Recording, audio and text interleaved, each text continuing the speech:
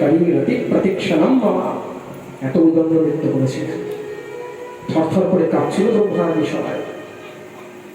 পালনকর্তা ভাবলেন যতক্ষণ সতীর শরীরটা তার কাঁধের মধ্যে থাকবে এই রাত ঠান্ডা হবে না। সঙ্গে সঙ্গে সুদর্শনকে আহ্বান করে খণ্ড খণ্ড করে দিলেন সতী। কয়টি খণ্ড?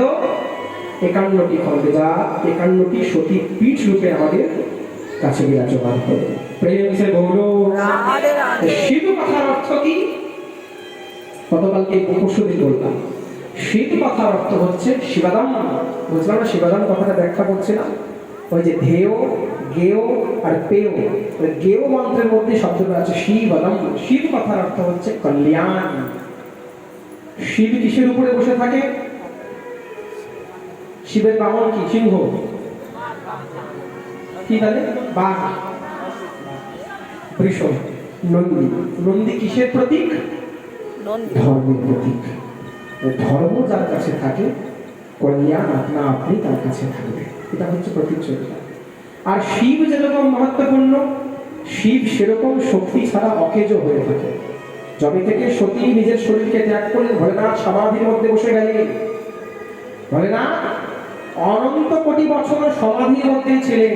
রামচন্দ্র পরবর্তীতে কাছে গেলেন আর একটু কনভিন্স করলেন, ও ভোলেনাথ কতদিন থাকবে এরকম করে? কতদিন থাকবে? তুমি কি জানো তোমার সতী আবার এসেছে? কোথায়? ওই যে গিরি কন্যা রূপে। নাম কি হয়েছে এবার? পার্বতী, পর্বতের কন্যা যে। তাই ভোলেনাথ যে গলার মধ্যে মুন্ডমালা পরে, কিসের মুন্ডমালা?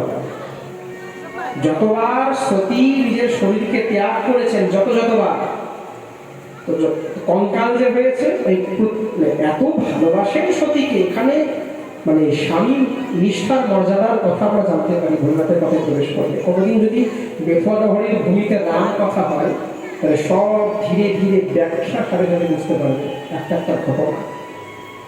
ভগবান শিবশম্ভু নিজের গার্হস্থ্য ধর্মের প্রচার করেছেন। সতী নেই, চলে গেছেন, কিন্তু সতীর স্মৃতি তার কাছে আছে। একটা একটা সুতো দিয়ে সতীর মুন্ডগুলোকে খসে আর মালা করে নিজের গলার মধ্যে করে রাখেন।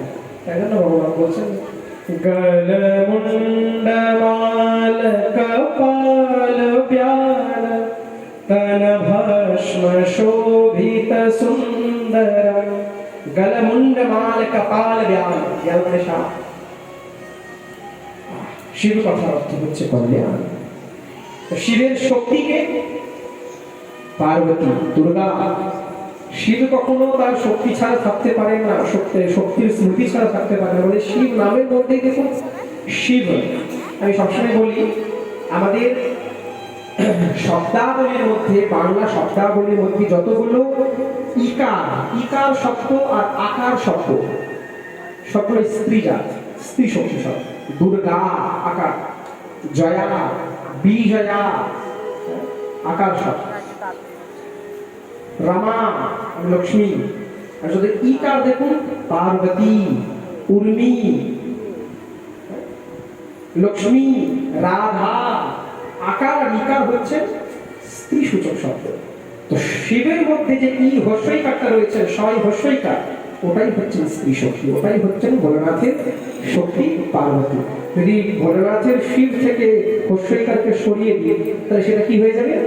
সব, মানে ভোলেনাথ তখন মৃতকাল হয়ে পড়ে থাকে। তাই জন্য তো এখানে তো কালীর ভাবটা এখানেই। যখন তার পার্বতী ভোলেনাথকেও চিনতে পারলেন না, চলে গেলেন কালিকার রূপ ধারণ করলেন, ভোলেনাথ সেখানে সব রূপে শুয়ে থাকলেন। তুমি ছাড়া আমিও সব। যেই পক্ষের মধ্যে চরণ দিয়েছেন কালিকা, তখন চেতনা ফিরেছে, জীব বের করেছে। হায় হায়, জীব কেন বের করেছে? জীব কখন বের করে? যখন হাঁপিয়ে যায়, ক্লান্তি হয়ে যায়, তখন জীব বের করেছে। শ্রীমদ্ ভাগবত মহাপুরাণের মধ্যে উত্তানপাদের চরিত্র বললে, এই উত্তানপাদ কে? এই উত্তানপাদ হচ্ছে আমরা সবাই। উত্তানপাদ মানে উদ্গত যুক্তঃ পাদঃ ইতি উত্তানপাদঃ। আমরা সবাই উত্তানপাদ। মাতৃগর্ভে যখন আমরা থাকি তখন উত্তানপাদ রূপেই থাকি। উত্তানপাদ মানে পা দুটো উপরের দিকে, মাথাটা নিচে, উত্তানপাদ। আমরা উত্তানপাদ। এই উত্তানপাদের দুইজন স্ত্রী ছিলেন। একজনের নাম হচ্ছে সুরুচি, একজনের নাম সুনীতি। সুরুচির পুত্রের নাম ছিলেন উত্তম, আর সুনীতির পুত্রের নাম ছিলেন ধ্রুব। এই ধ্রুব ভগবান শ্রীহরির বিরাট ভক্ত হয়েছিলেন ছোটবেলা থেকে। বলে কেন? সুনীতি যখন গর্ভবতী ছিলেন, গর্ভবতী অবস্থা থেকেই সাধু সঙ্গ করতেন সুনীতি। সাধুদের প্রসাদ পেতেন, সাধুদের চরণ রজ মস্তকে লাগাতেন, আর সাধুদের শ্রীমুখ থেকে ভগবানের কথা শ্রবণ করতেন। কর্ণরন্ধ্র দিয়ে প্রবেশ করতো সুনীতি, আর গর্ভে থাকা সেই সন্তানটাও ভগবানের কথাতে নিমজ্জিত হয়ে থাকতেন। যেমন মনের পরিস্থিতি, যেমন মনের ভাব, যেমন মায়ের আচরণ হবে, সন্তানটাও গর্ভের মধ্যে তদরূপ পোষণ হবে, পেষিত হবে। तुम राम कृष्ण को मानोगे और आचरण पूतना के तरह रखोगे। राम कृष्ण कैसे आओ? प्रेम से बोलो राधे राधे। राम कृष्ण के तुम्हें चाहिए भगवान रामेर मतो सन्तान हो, भगवान कृष्णের মতো সন্তান हो। আর খাবার দাবার আচরণ পুতনার মতো হবে। রামকৃষ্ণ আসবে, প্রেম সে বলো राधे राधे। আমাদেরকে যশোদা কৌশল্যা তপস্যা করতে হবে।